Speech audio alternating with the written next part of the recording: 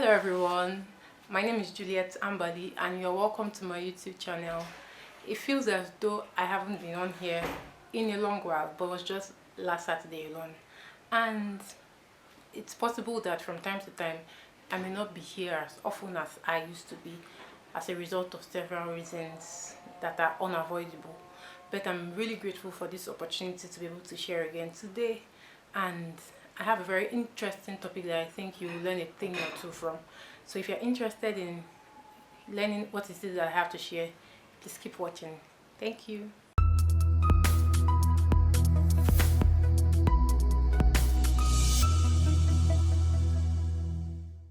So I'm sure that you can already tell from the title of the title in the description box. The title for today's video is How to Have a Happy Family.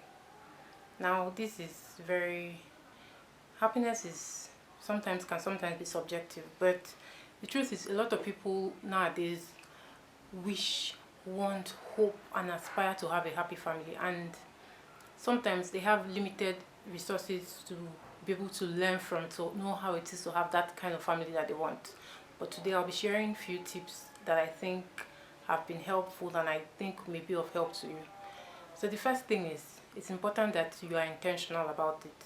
You cannot just wish for something, you cannot just have something in your mind and say, oh, I wish to have this, or I hope that I can have that, without making any intentional steps.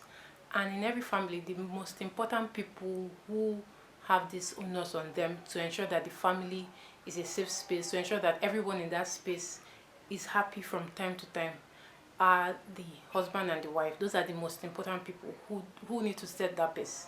If the husband and the wife are not happy, if the husband or the wife does not think that the happiness of the home is very important, it will go a long way to affect how every other person in the home perceives happiness or perceives that space as a safe space.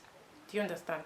If you're not intentional about it, if you don't make conscious steps or make conscious efforts into ensuring that you want that space, that's what you want your home to be known for, that's how you want your home to be like, it can't happen. Do you understand? So it's important that you're intentional. That's the number one tip. The second tip that I think is somewhat related to the first one is that you need to do away with the stereotype that says that after a period of time, when people get married or when people start a family, that things become boring. I don't think that's the reality for a lot of people, and I don't think that should be anyone's reality. It's not true. It's possible that you might have experienced such a family that you see where you do not understand however it is that your parents ever decided to come together to get married. Some people, the kind of family that their parents have modeled to them almost seems as though they were forced to get married, or they were forced to be together to start a family and to nurture a family. There wasn't any expression of love, show of love, and on like that. So it's important that you do away with that stereotype. There are a lot of other stereotypes where people say once you get married or once you start a family, this is how things will be, and you should just accept them. You don't accept everything that everyone says is the norm. You decide for yourself and choose what you want your family to be like, and take practical steps like I mentioned initially. In order to avoid a stereotype like marriages or families get boring over a period of time, do intentional things that will help you bond, to that will help everybody in the family bond more, that will help you all get closer. Get involved in practical activities. You necessarily do not even have to spend a lot of money or even no money at all, but do intentional things that will make everybody in the home feel loved, feel happy, feel that that space is their safe space, to the point that anything outside or a lot of things outside will not interest them as much as the things that are happening in the home. Number 3, the third important thing that I think will be very helpful is that everyone in the family needs to learn mindfulness. You need to learn to be mindful to one another. In a space or in a family where it feels as though everyone is doing what they want to do for themselves, where it doesn't feel as though I know that when I need something, I know that when I want this support, I know that when whatever it is that I desire or want, I can find that thing from one person or the other in my family, in our space. Do you understand? So it's important because we are all mindful towards each other. So it is important that we are very mindful, we are very empathetic, we are very sensitive to the needs of one another.